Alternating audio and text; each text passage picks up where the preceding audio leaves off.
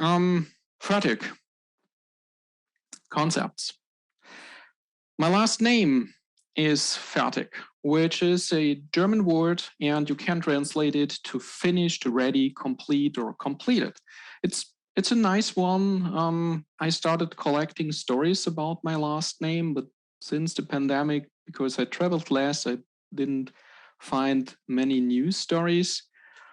The issue I often have is, as an adjective, it's spelled with a lower first letter, while as my last name, it's spelled with a capital first letter.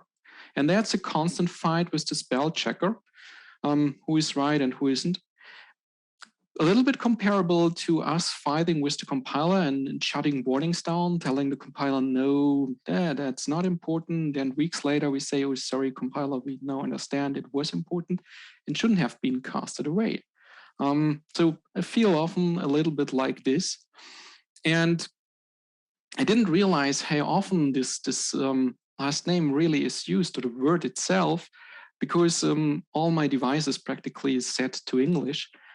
So I don't see it that often, but a couple of weeks ago, I had to help out my mother with her phone. And then I saw it. It's all over the place. Have a look at the top right. It says Fertig. So if you own an iPhone at least and set it to German, you probably see my last name a lot. Quite interesting. But back to C++ and to concepts. Concepts help us to formulate requirements for a type. We can compare it to what we can do with std-enable if. But during this talk, I hope I can show you that concepts are so much more than simply enable ifs. Okay, a concept is always for generic code. That's why it starts as in A with a template head. We can use everything we know from regular templates here, can use a type name or a non-type template parameter at this point. And then we have the new keyword concept. We give it a name, in my case, arithmetic. And then in line number 3 in C, we can see that we now assign requirements to this concept. And the first thing, std integral, that's a concept, which is in the standard library in C++20. And the other thing is floating point v is a type trait. So we, at this point, need something that returns a Boolean value at compile time. We can also write a const expr function if you like, or a const eval function in C++20 now. And we can use Boolean algebra to say and, or, not, and all these things. Okay, compose whatever we need at this point. And that's what makes concepts really interesting. But the requirements, we have another keyword for that, that's requires, that's also interesting and comes with its own powers. We will see about this. So we need not all the time concepts. Sometimes it's the requirements, the requires that can help us to build runways for new things, for new ways. In terms of applications of concepts, we have roughly 5 places where you can use concepts. We can use them as a type constraint, by that as a replacement for type name or class. Makes our code more expressive because at this point we directly state what is expected from that type name or class thing at this point, so we constrain it right away. But that might not work all the time. For example, we might have concepts that have multiple parameters, and the type constraint at this point can only have one, the others we must specify. So that brings us to the requires clause C2. There we start with requires, another new keyword in C++20. And then we can list requirements. I can have concepts here, I can have type traits here. It's the same as when we build a concept, we can use Boolean algebra to compose the requirements as we need them at this point. Okay, so this is the requires clause.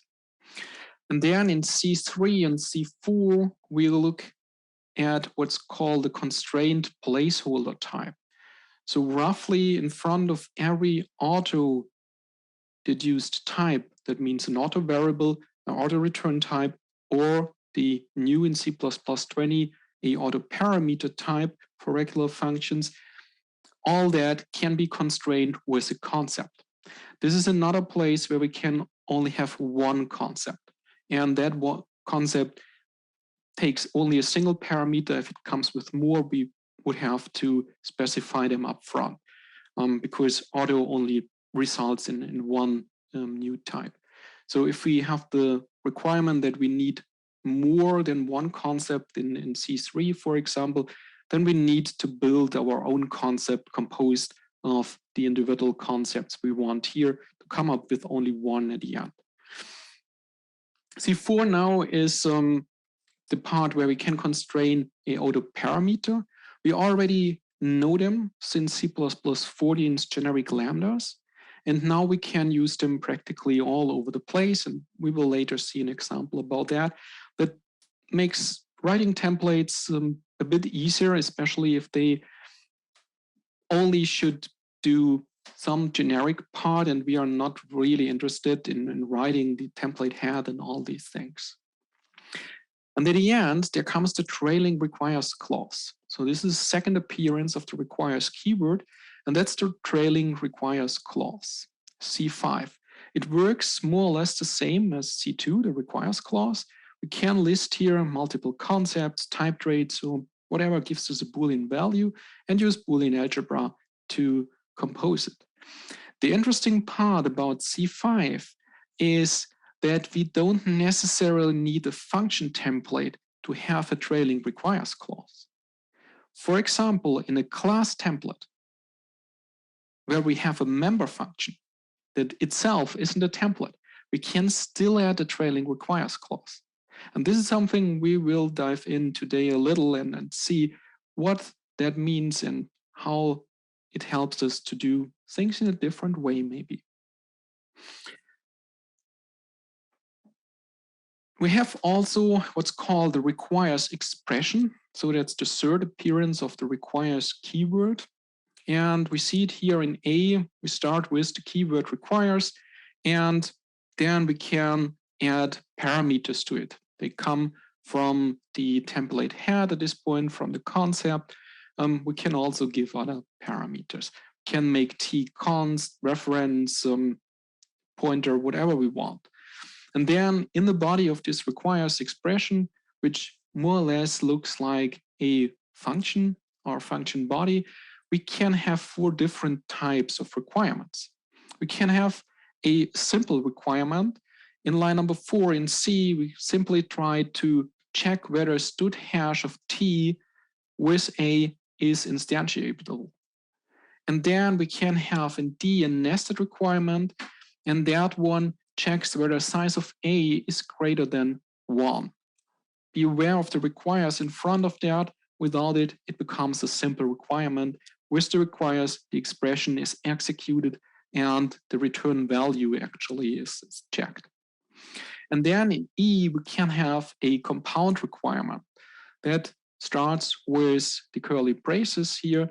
And inside that, I can now say std hash of t of A. And that not only checks like the simple requirement whether this is instantiatable, it also checks the return type.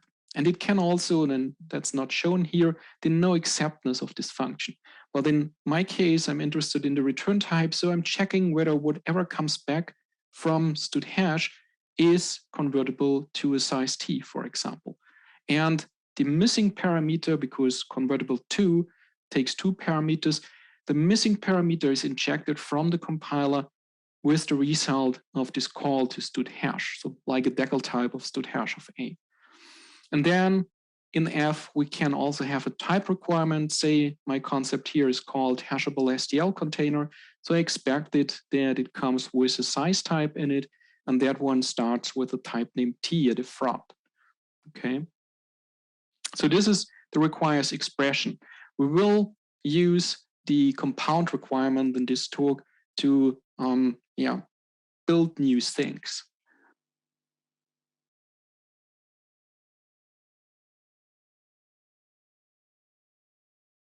So that should be better.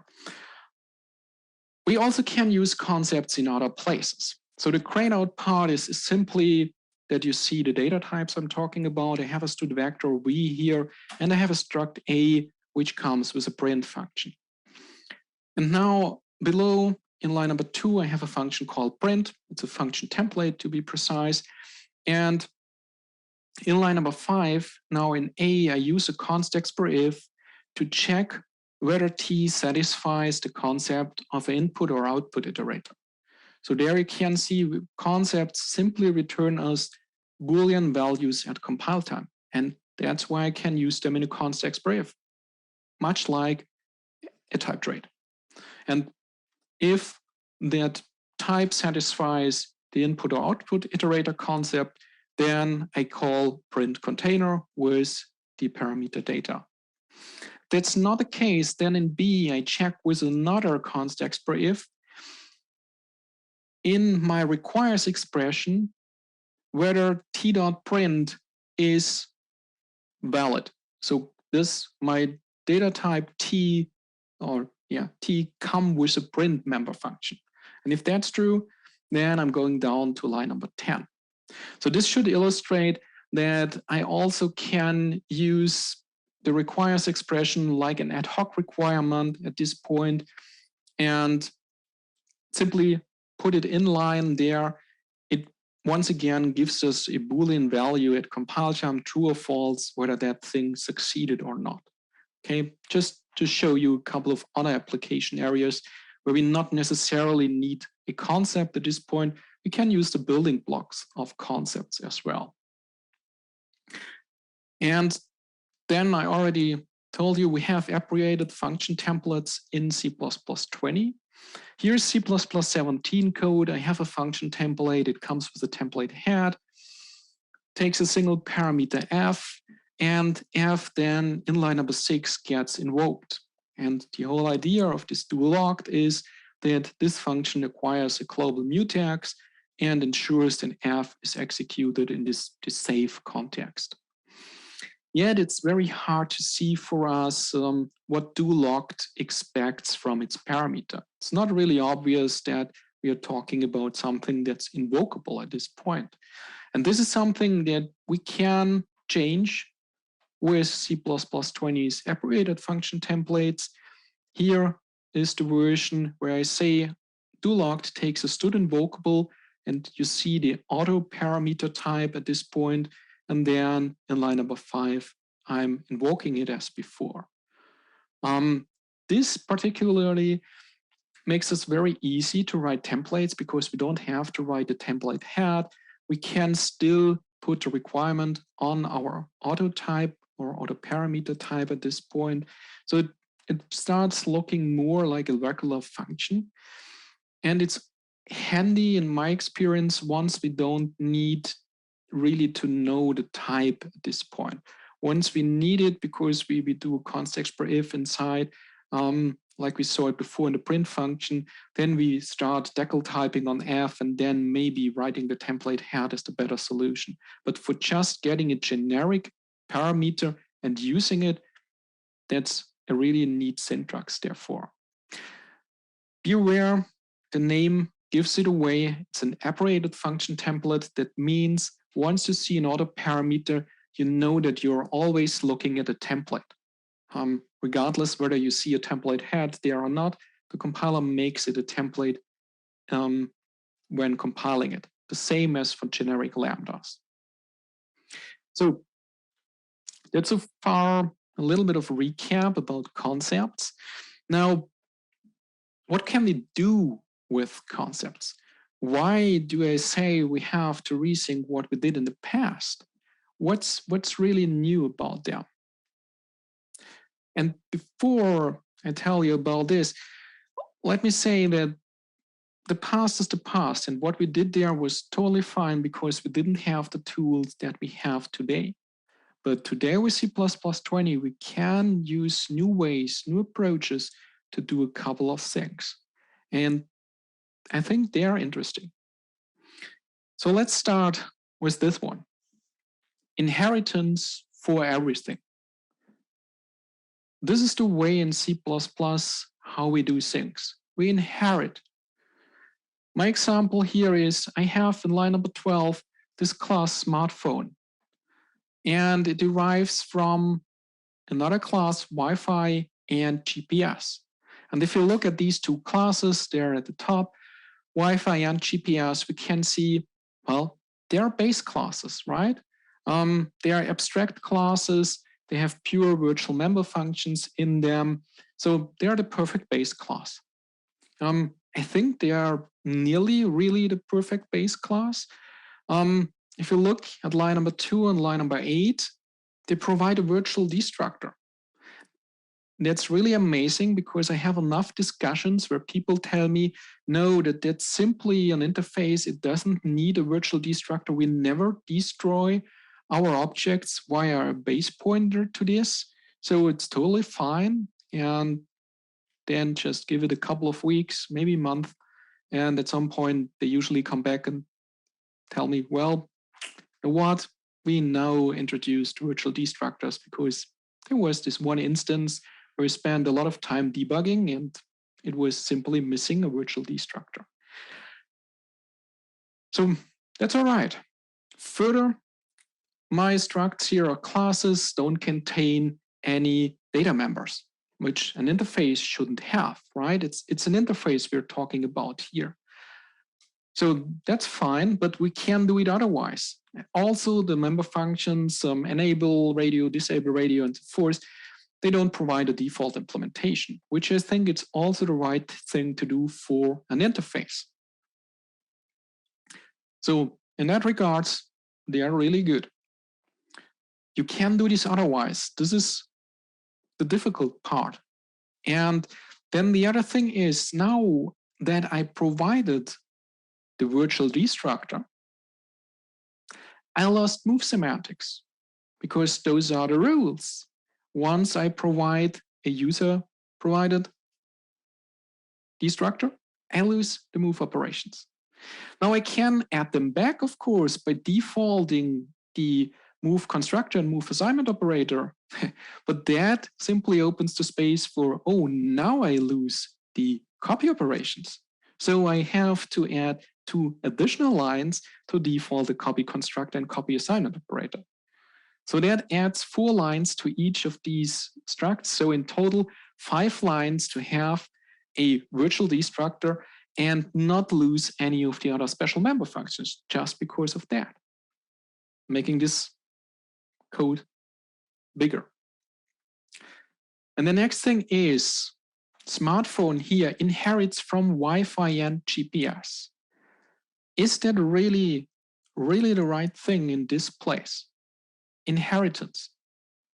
Is there really a relationship? I mean, there is some between parent and child, sure. But between Wi-Fi, GPS, and smartphone, all that smartphone wants to do is implement the interface Wi-Fi, implement the interface GPS. And it doesn't really want to derive from it. But we need that to be able to call toggle Wi-Fi in line number 20 and pass a reference to a Wi-Fi object. So this is how we do things in C++. And now what do we get? We get readtables. We get pointer indirections because the methods we are calling right now are no longer known at compile time. The compiler needs to look them up. At runtime, we are the readtable. There are cases when the compiler is smart enough and has chances to devirtualize a call, but it's not the norm. So we pay for that with additional costs at this point. And all I say we want to do here is say smartphone implements an interface. No inheritance, not really. So down with inheritance, right? Or not? Not sure. We want at this point abstraction and not inheritance. It's a different thing. We want to implement an interface. We don't want to express any inheritance hierarchy at this point. And other languages do better at this point. If you look at Java, for example, they come with an interface keyword. Here at the top, line number 1, I say interface. And that's a really easy, neat thing to do here. I define my two interfaces, line number 1, Wi-Fi, line number 6, GPS. I specify the methods, their return values, their parameters. In my example, they don't take any. And then in line number 10, I say smartphone implements Wi-Fi and GPS. It's different to read. I haven't looked what they do under the hood, but it reads different. It expresses something different. Now the question is, can we achieve something at least similar in C++ to that? Go away from inheritance and have something that says, I'm implementing an interface. The good part is we have one component now available, and that's defining an interface or defining requirements for such a thing. So in C++, we can, for example, say, okay, I use a concept called Wi-Fi in line number 2, and I use a requires expression together with compound requirements stating that my type T must have a method enable radio and disable radio, and they both must return void. That's a lot of code to write compared to the Java solution, but it works. It works also a little bit better here because we could check for the no acceptness of this function. We could require that enable and disable radio must be no accept. This is something we cannot easily, at least, achieve simply with virtual member functions, because the member function in the base class can be no accept, and the one I'm overriding can be not no accept. And even with override, that's perfectly fine. So we can create different things at this point, and we can check them more precisely using concepts. That's a good thing. We could check other things at this point, but other than that, we no longer have to define a class. I mean, yeah, I would agree that's a little too much code for my taste to write, but it's a good way. No virtual destructor, no adding a bunch of other special member functions because we added one that we needed and lost the others. Teaching-wise, that's way simpler. Less discussions, less you can do wrong. And we have here now our interface. Okay, this is the interface, not with the nice Java-like interface keyword, a little bit much code, but it's our interface. So let's use that one. And let's go from runtime polymorphism to compile time polymorphism using templates, right? So first of all, I start having a class smartphone as before.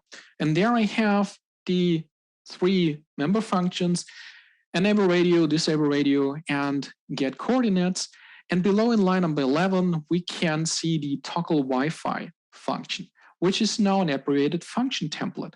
It takes an autoref, and that must satisfy the Wi-Fi concept. So our Wi-Fi requirements. And by that, I have the static polymorphism checked at compile time. I'm down with any readtables. I don't have any pointer indirections. What I may end up with is potentially more code because of the function templates that now might get instantiated for multiple types. I haven't figured a way to getting real data from that because I've seen compilers doing awesome things with templates. So I'm not in much fear that it's terribly worse than with virtual member functions at this point, considering the vtable and everything we have there. So this can be a real good approach. Now the question is, how do we express that we want smartphone to implement this interface? And here is one approach in line number 2. I simply can say with a static assert, Wi-Fi of smartphone and GPS of smartphone. So smartphone must satisfy Wi-Fi and GPS, right? It's still not the implements-like thing as in Java, but it's okay if it would compile, because it doesn't compile. Problem at this point is it's not valid C++. We cannot use the type of a class while the class is incomplete. And the class is complete after we hit the semicolon in line number 9. So we cannot use the type of it in a static assert before that's the case. So that way, that approach doesn't compile. So that's that's a problem. So checking the interface that way isn't that easy. Of course, we can say, well, we can put the static assert below, right? Second check attempt, we put it below the class. So class parsing is finished. We are fine. We are good. We can check it. It's okay, but I would like it to be inside the class, to not be decoupled. So if there are comments in between, if there's other code in between, the check gets lost. And I like to express directly that smartphone implements that inside the class. So what I want to write is something like this. This is at least the best way I could find. So say smartphone, and then in line number 2, I say implements Wi-Fi and GPS. So I can list my requirements. The rest is unchanged. So this is the model, how it should look like. It's closer to Java, not as perfect maybe, but it's a good approach. Now, I'd like to apologize for the next slide that's coming up. You may have guessed it. I haven't really found a way to get this implements without the use of macros. So I'm sorry. Maybe you close your eyes for the next 2, 3, or 5 minutes to avoid staring at macro code. Okay. So here it comes. So this is implements. In line number 1, you can see I have a macro function with the name implements. It takes one parameter called name, and with the 3 dots, the ellipsis parameter, a very big pack of other things, because it's a macro. Now inside in line number 2, I used a const eval function called check implements. Const eval because that function should never be invoked at runtime, and it returns void. So even if you invoke it at compile time, it doesn't really matter. The trick why I use a function here is inside a function, I can use the data type of the class because that one is only passed, checked once the class is already completed. Okay, so that's the nice thing, and that's why I used the function here. But now I have a couple of trouble issues. The main purpose, I guess, for the macro at this point is we cannot have concept parameters for templates. So I cannot have a concept name and pass it to a parameter like I could, for example, do with a template parameter, passing a template to a template. That's something I deeply missed when doing this exercise and in other places. So I can only have a template that has a set of concepts instead of type name, but I cannot use the name of a concept and pass it to a template and say, hey, please check that concept. That makes it difficult. So the names Wi-Fi and GPS, they're concepts at this point, and I didn't find a way to do this otherwise. But this brought me to line number 3, my enum class in A called helper. It's inside my function. And at this point, I thought, well, it's a macro, right? So it's only text. The names are only text. And I can create an enum with the names of my concepts. And because it's a class enum, it doesn't clash.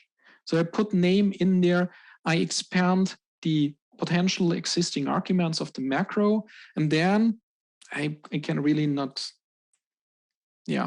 I'm a little sad that I introduced new macro features from C++20, but we opt in parentheses comma. That's a new thing in C++20, and that means that this comma only gets inserted if var args comes with at least one element in it. So we also improve macros at a time. Still not a fan. So and then I use last at the end to know how many concepts got passed to my function. And that's necessary because at some point I need to check these concepts, but I cannot simply, I don't know how many, and because I wasn't able to use a template, maybe with varied arguments, to create all this without the macro, I had this approach. And now below in B, we can see two lambdas precisely. And it's a recursive lambda. So it's an inner and outer lambda, in D and in E, we see different lambdas. The first one in B, it's a C++20 lambda. You can see after the captures, there are the angled brackets, and it takes an auto n, and that's the number of concepts that got passed to implements. And then, because it's a recursive lambda, the first auto parameter reference self means that a lambda here takes a parameter argument to itself. And then I have an auto star t and then auto star ... ts. And I think it's the first time for me that I wrote a recursive template or lambda in this case that adds arguments instead of reducing them. Usually I use them to split up one argument at a time from a parameter pack.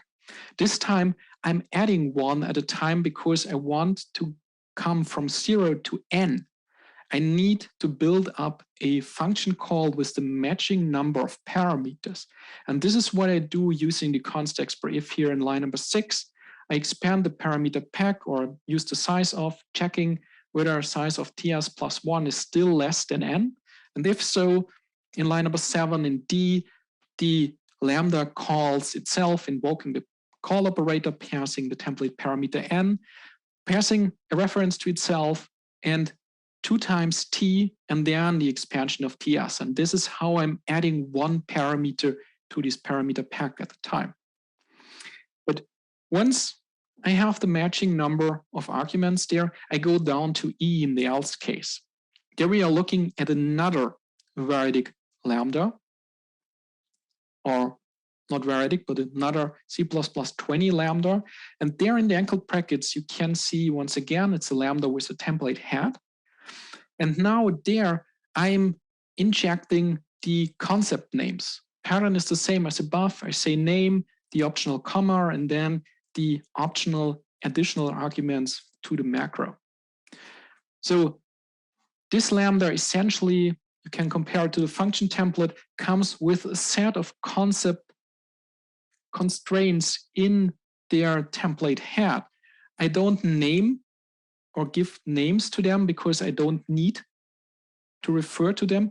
All I need to be able is to call this lambda, as I do it in line number 11 and 12, and pass the parameters as types, hence the decal type at this point, and I have to move the pointer once again. And I pass this to this lambda. And by doing that, each of the parameters will check whether this satisfies the concept that we pass to it, or the concepts. And down in line number 16, you can see this is the initial invocation. I pass last to it the lambda itself and the this pointer. So this thing never really gets invoked. This never hits your binary. Once the compiler compiles it, sees it, it checks the concepts because it tries to expand the template. And if that succeeds, our class satisfies all the concepts. And if not, we get an error message. And that one isn't really nice anymore because we have all this macro overhead, but we still have to benefit from concepts. So the concept still tells us which concept wasn't satisfied.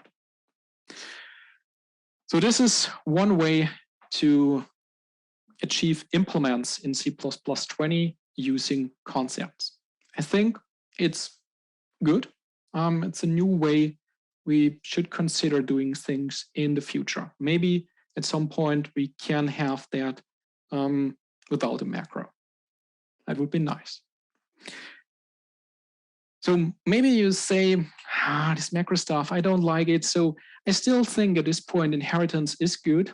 It's better than introducing macros. And I see a reason why a smartphone and GPS have some kind of inheritance relationship. And that's good. I can live with that. Maybe there's another thing that convinces you. And for the next couple of slides, I have to ask you, be prepared to see pain. The pain of your favorite standard library developers. Maybe also the pain of you because you have to write similar code on your day job. Because a lot of things today are solved with inheritance. And I think it can get really, really ugly. So this is an example I already had in the slide deck last year, slightly modified. We can have in C++20 now a dependent constructor. So I have a struct non-trivially destructible, which declares a destructor. Hence, it's no longer trivially destructible. And I have another struct that doesn't do anything, so it's trivially destructible in B. And then I have two static asserts. They use the type trait is trivially destructible to check whether another type wrapper, which wraps around not trivially destructible, really is not trivially destructible. And on the other hand, if wrapper wraps around trivially destructible, then is trivially destructible should return true. So the wrapper here should emulate the special member behaviors of the type it wraps, more or less comparable to a data type we have in the standard library, and that's stood optional. We can implement this behavior, at least if you only look at the destructor, in that way.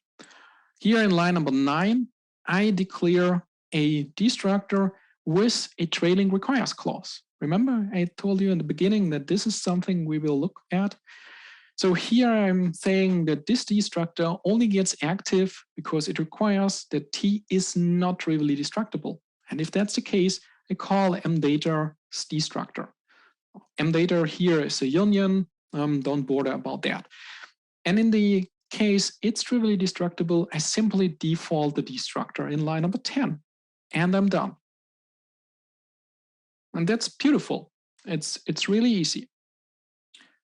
But looking at that, it's a rather incomplete example. And I wanted to give you something where you can really see what concepts do to our code and how it behaves. So I was looking at a real world example that I can give you in this talk.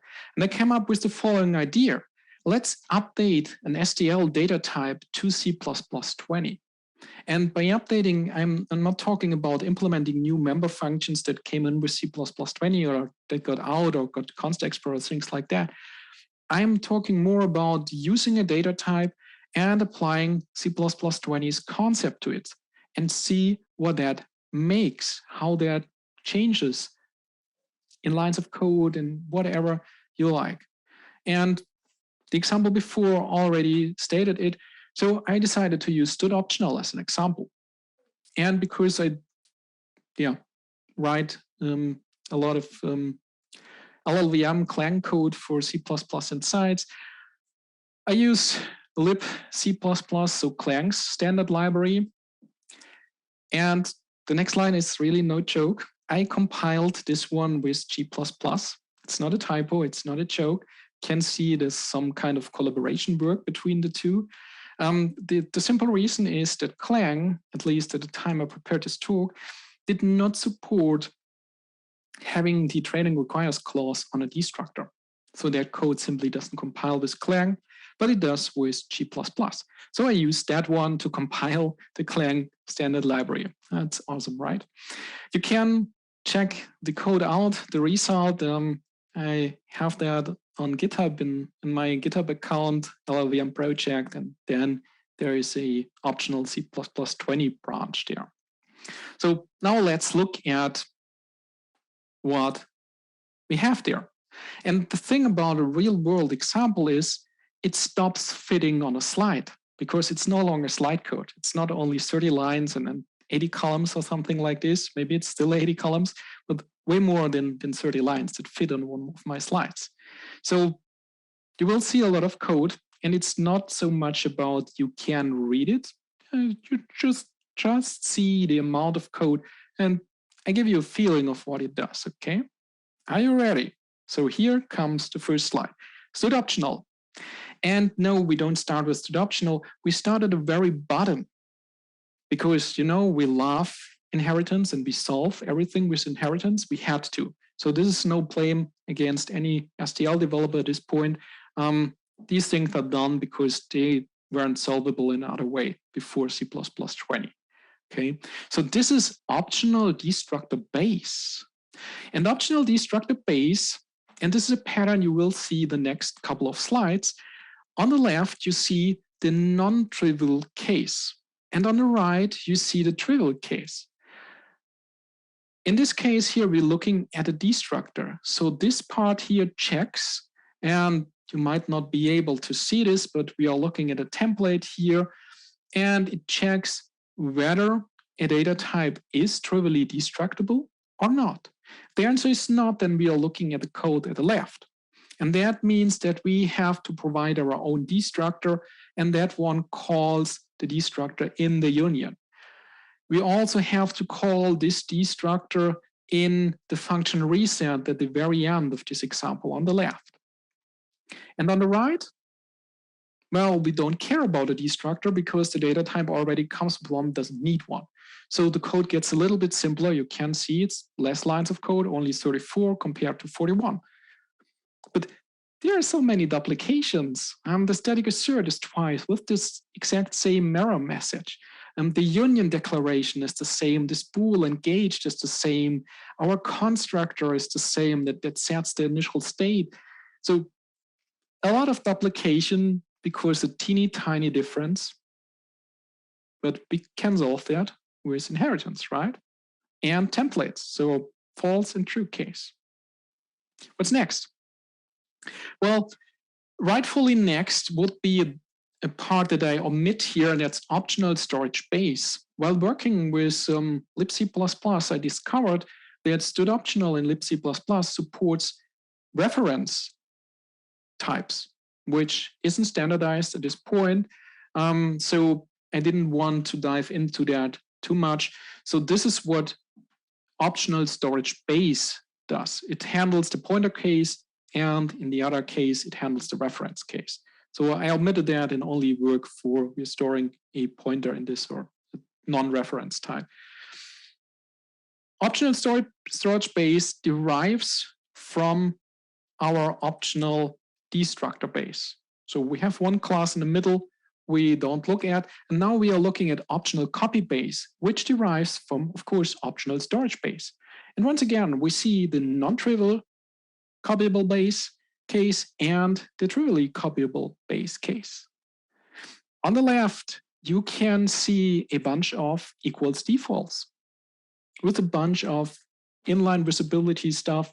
I removed it at some points for the slides, but not all over the place. You still should see and feel the pain of your standard library developers, being more appreciative to them. So we see a lot of defaults. All the thing does in the end is it implements the copy constructor. But because once we do this, we lose at least the move operations. So they have to be set to default. And because it's the STL, they do a good job. They also send the assignment operator to equals default at this point. And on the right, well, because it's a trivial copyable type, we simply derive from optional storage base and pull in all the constructors using. We're done. So optional, right? Well, we only talked about copy and not move. So there is optional move base, which derives from optional copy base. And what does it do?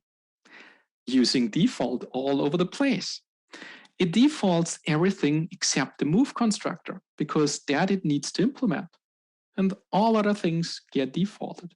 Same case as before. The reason for that is because we lose the copy operations once we provide our move members. And on the right, trivial case, well, we simply derive from optional copy base and pull in all the constructors from the base class. It's not much code to write on the right, but it's the repetition that makes it, well, simply sad to me. Now, ready for optional. Well, that's good, but we're not there yet. We only talked about the constructors. This here is optional copy assign base. We also have assignment operators, and the type might be trivially copyable, but not trivially copy assignable.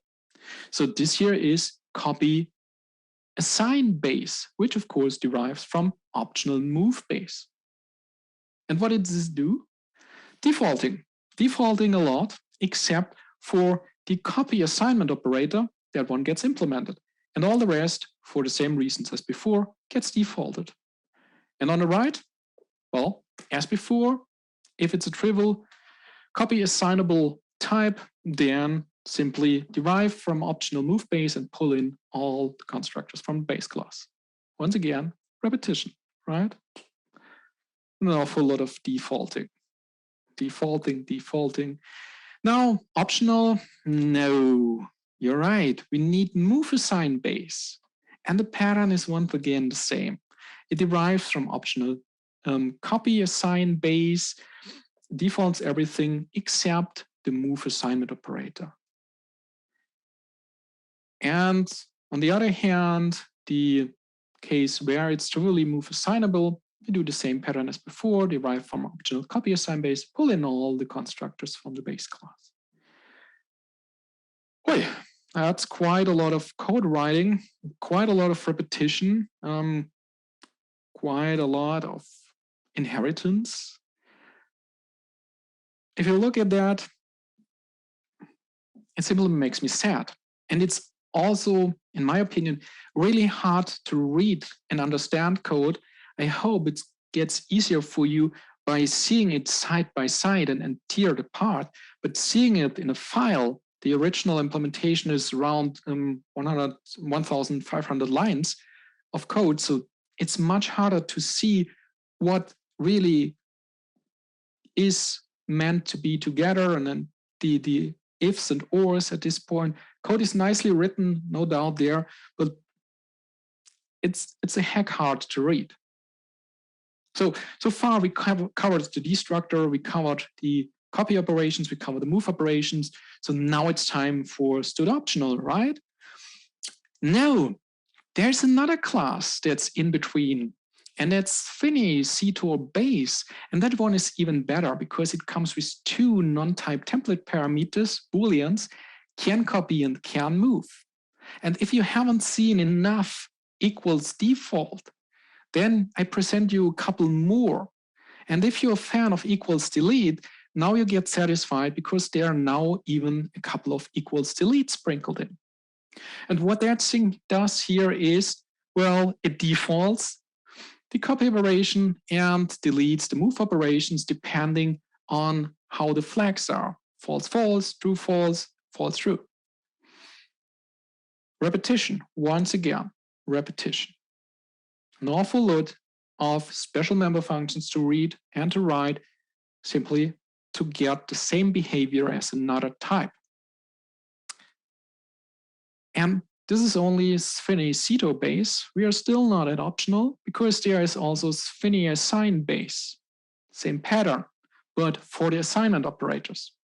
So more equals default, more equals delete, more repetition.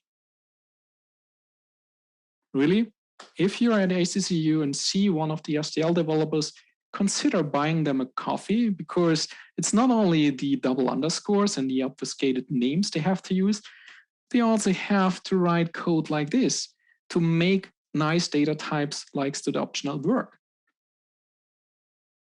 A tremendous amount of classes we saw so far. Now it's time to present you stood optional. I mean, finally, right? And there you can see, it's a class template, no surprise there. It derives privately from optional move assign base and from optional spheneacetor base and optional spheneassign base. The latter two are simply alias templates setting with type grades the correct variables for what we looked at, the spheneacetor base and spheneassign base. And then, oh yeah, there is even more to default, right? So here are a couple more defaults in case you are not bored with them. Here we have to default the special member functions once again to get the correct behavior, because the inheritance of the base classes, they will adjust it. It's awesome. It's really awesome, right? So if you're a fan of inheritance, then maybe this is the real deal for you. So here is the diagram. So we have 6 classes: the destructor, the storage, the copy, the move, the assign for copy, the assign for move. So 6 classes in that row. Let's take out the storage base, because I said I haven't treated that one. So we have 5 classes, and they all come with a true and false case, making them 10. And then I have the 2 additional classes here, my spheneassign base and my spheneacetor base. They come with 4 classes each, making them 8. So including stud optional, I have 19 classes at this point. That's quite a lot for a single data type. So how can we do this with concepts? What would concept change? It's still too much code to fit on one slide. So here's the introduction. This is pseudo optional. In line number 2, you can see it doesn't derive from anything anymore. So no inheritance going on. I copied the code as much as possible. So you can see the static assert. That's from the optional destructor base, the union, and the Boolean engaged. One-to-one copy and paste. And because it doesn't fit on one slide, we will now see in the following slides the implementation of the constructor and the destructor, the copy operations, and the move operations. We don't look at the other optional operations because I haven't looked at them for the previous example in the original version. So here is the constructor destructor case. In line number 1, I present you the destructor. We've seen that in my wrapper example already. I make it const expr because it's C++20. I say it requires that T, in this case TP, they use that name, is not trivially destructible. And if that's the case, I have to call the destructor of value type of my member val at this point. But if it's trivially destructible, I simply use the destructor in line number 2 and say optional default. And I'm done. And then the beauty continues in my eyes, because in line number 4, I have this function reset. And I don't need to have 2 versions of that.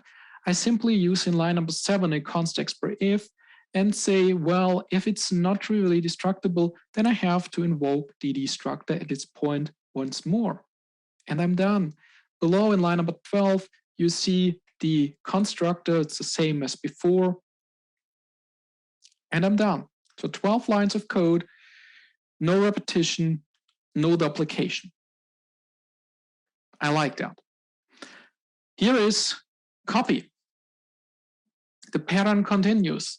In line number 1, we see the copy constructor. It comes with a trailing requires clause, and there it checks if TP is not trivially copy constructible and it's still copy constructible, then we have to provide our own implementation. Otherwise, in line number 7, we can default it. By the way, you will see less defaults than before, way less defaulting than before.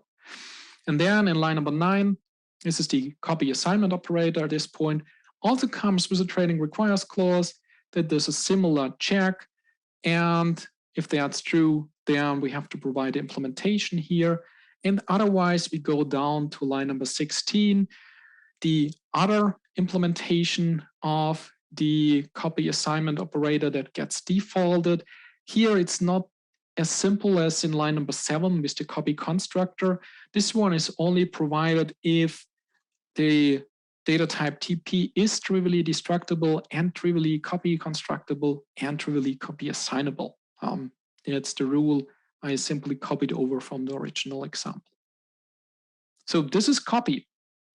Once again, less defaulting, sorry. And here are the move operations. Pattern continues. I have the move constructor at the top. That one now comes with a no except clause, but then in line number 2, we see the requires clause. We check if it's not trivially move constructible, but still move constructible, then provide our own implementation. And otherwise, we default the move constructor. And then we have the assignment, move assignment operator. Once again, no exceptness checked. And then in line number 11, the trailing requires clause.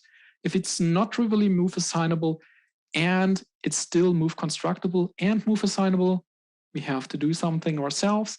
And otherwise, we check for the defaults. It's trivially destructible and trivially move constructible and trivially move assignable, and default the move assignment operator. And we are done. So once again, no much defaulting at this point. Isn't that nice? That's it, by the way. We are done. We implemented everything we did before or we saw before in optional. Yet less repetition, less templates, less overhead. It's all together in one class. So as a summary, and my apologies, the number of classes here is wrong. I think it's 18 is the more appropriate number at this point, but it probably doesn't matter that much because we're down to one class. No inheritance needed anymore.